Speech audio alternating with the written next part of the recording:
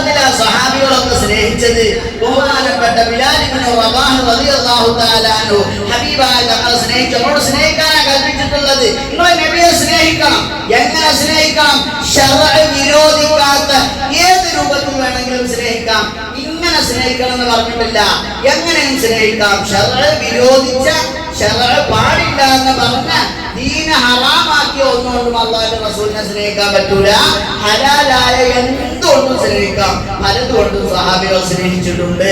ബിലാൽ ഇബ്നു റബാഹ് റളിയല്ലാഹു അൻഹു ഹബീബായ തങ്ങൾ വഫാത്തായതിനു ശേഷം സഹിക്കണില്ല, നബി ഇല്ലാത്ത മിഹ്റാബ് കാണാൻ പറ്റുന്നില്ല. തിരിച്ചുപോയി വേറെ രാജ്യത്തിലേക്ക്, ഷാമിലേക്ക് പോയി.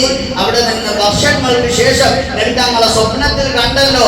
മഹാദീൻ ജഫ്വത്തു യാ ബിലാൽ, എന്താണ് പിണക്കം? ഒന്ന് എന്റെ നാട്ടിലൊക്കെ വന്നൂടെ? ഹബീബായ തങ്ങളെ സ്വപ്നത്തിൽ കണ്ട ബിലാൽ അർദ്ധരാത്രി എഴുന്നേറ്റിരുന്ന് കരയുകയാണ്. സുഗന്ധമാണ്, റൂമിൽ സുഗന്ധമാണ്, പരിമളമാണ്. കരഞ്ഞ് കരഞ്ഞ് പുലർച്ചെ യാത്ര തുടങ്ങി മദീനയിലേക്ക്. എന്റെ ഹബീബ് എന്നെ വിളിച്ചല്ലോ.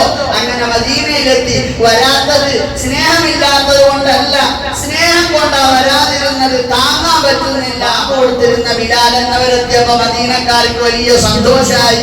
എല്ലാവരും പള്ളിയിൽ വന്നു, പരിചയം പുതുക്കി. അങ്ങനെ പലരും ബാങ്ക് കൊടുക്കാൻ പറഞ്ഞു. അവസാനം ഹസൻ ഹുസൈൻ റളിയല്ലാഹു അൻഹു കൈ പിടിച്ചിട്ട് പറഞ്ഞു, നിങ്ങളൊന്ന് ബാങ്ക് കൊടുക്കണം. ഇവരോട് ഞാൻ ഇല്ല എന്ന് പറഞ്ഞാൽ എന്റെ നേതാവിനോട് ഞാൻ ഇല്ല എന്ന് പറയുന്നത് പോലെയല്ലേ? അതുകൊണ്ട് അവരെ വാക്ക് മാനിച്ചിട്ട് ബാങ്ക് കൊടുക്കാൻ തീരുമാനിച്ചു. കേട്ട ചരിത്രമാണല്ലോ.